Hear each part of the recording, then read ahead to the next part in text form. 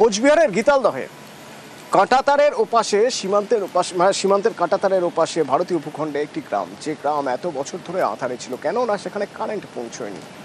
এবার সে গ্রামে জ্বলল আলো।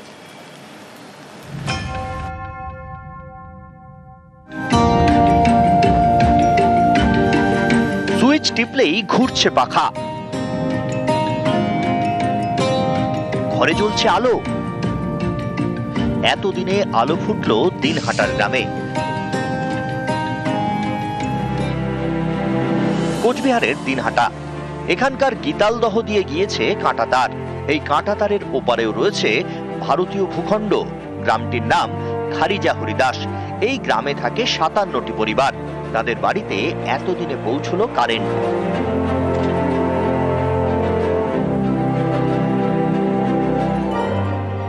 চলল ফ্যান, জ্বলল আলো। স্বাধীনতা এত বছর পরে কারেন্ট গেছে, পঞ্চায়েত একটু সহায়তা করছে, ক্যাম্পের পুলিশ সহায়তা করছে, এই কারণে এখন কারেন্ট গেছে। এখন কারেন্ট আসলে তো অনেক সুবিধা হয়েছে। অনেক সুবিধা হয়েছে। সূর্য ডুবলেই অন্ধকার, কোনোদিন ঘরে আলো জ্বলেনি, পাখা ঘোরেনি। কাঁটাতার পেরিয়ে এপারের বাজারে এসে ফোনে চার্জ দিতে হতো। এবার সেই ছবিটা বদলালো, খুঁজলো আধার।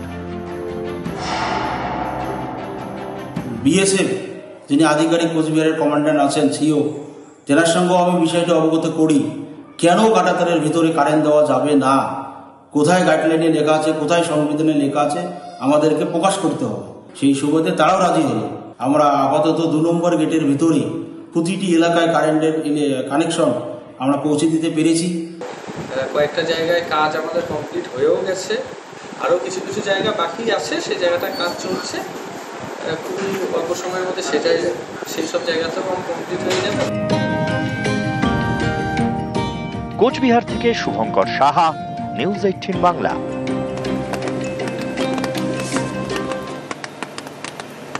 মা লক্ষ্মীর মানভঞ্জন বড় সহজ কাজ নয়, 3 দিন লেগে গেছে। শেষমেশ রসগোল্লার শাড়িতে মান ভাঙল মা লক্ষ্মীর, আর মন্দিরে ফিরতে পারলেন জগন্নাথ।